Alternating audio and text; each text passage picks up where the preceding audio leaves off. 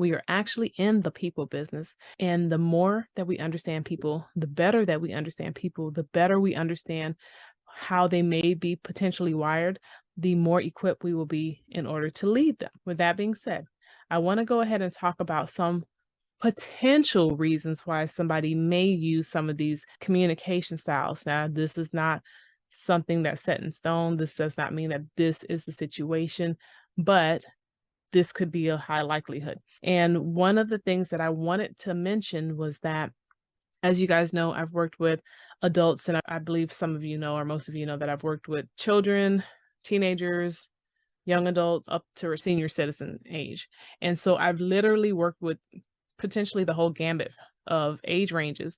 And when I was in corporate and when I was working in retail as a leader as well, I remember working with adults, of course, and in working with adults, there are certain things that would come up, like whether it was them not being forthright with something, or them using manipulative tactics, or them going about just doing certain things, certain behaviors that were not desirable. And I'm not saying this for everyone, but there were certain people that exhibited certain behaviors that were really not desirable. I would deal with whatever I needed to deal with and provide feedback, and then try to help coach them and lead them out of that type of behavior to the extent that they wanted my assistance, and not being bossy or anything like that, but just really looking to collaborate with them and say, hey, this is something I noticed. This is something I think you may want to take a deeper look at. And the more awareness you can bring to it from their perspective, the better it's going to be, because if you just point something out to somebody and they don't really see it themselves, and they are not ready to receive the feedback, then it may fall on deaf ears, maybe for a period of time. But if they keep getting that same feedback, then they may say, okay, there may be something to this. And people who are self-aware, or people who are ready for change and are looking to change, they're going to be accepting of that, and they're going to make the changes or seek out opportunities on how they can grow as an individual. I mention that because when I started to work with children, I started to see those same exact behaviors that I saw in the adults. I saw them in the teenagers. And it's really interesting because for each age group, they have certain behaviors that are appropriate for them. But in learning that, and then tying it back to working with adults, and still continuing to work with adults and continuing to lead adults, even when I was working with children, I could start to see the connections. I can see, okay, this adult is behaving like this because they never grew out of this when they were a child. I would say to the children I work with, hey, if you throwing tantrums is not okay.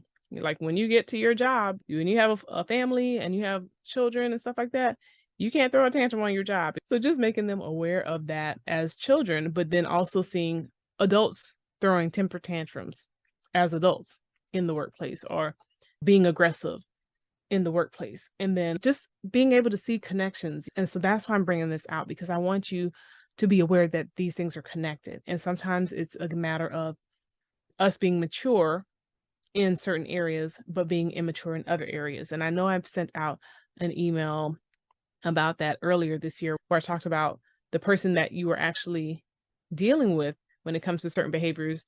You may not be dealing with their adult self, you may be dealing with their child self. And I'm not trying to say get into psychology or anything like that. I am just talking about just what I've observed, and you can take it as will. You can do with it what you want. You can do with it what you decide to do, and that's fine. Now, let's talk about the potential of why people may exhibit certain communication styles. So when it comes to assertive communicators, these were most likely people who at some point in time found a safe place for them to express themselves. And when they did, they were still accepted. They weren't shunned. They weren't belittled or anything like that. They were able to express themselves, and they felt okay after the interaction. That could be potentially a reason why they are okay with the assertive communication. Now, when we talk about aggressive communicators, at some point in time in the past, they found intimidation tactics to be effective for them. And this can stem from having another area in their life that they felt out of control. Actually, I find that a lot of people that have that aggressive streak, there's something in their life that they feel that they can't control. And so what they do is then they lend themselves to what they can control. It's almost like me and my friend used to have this conversation. It's like if you have water and you pour it out, that water's going to go into whatever crack and crevice it can find. So if, let's say, they felt like maybe their home life was out of control, or maybe a situation with a sibling was out of control, and the thinking potentially behind it is like, well, I have a little cousin and they can't really do anything to me, so I'm going to boss them around. Or I have a neighborhood kid that can't do anything to me, so I'm going to boss them around. And then that turns into going to school and bossing people around, and then going to the job and bossing people around, or trying to boss people around.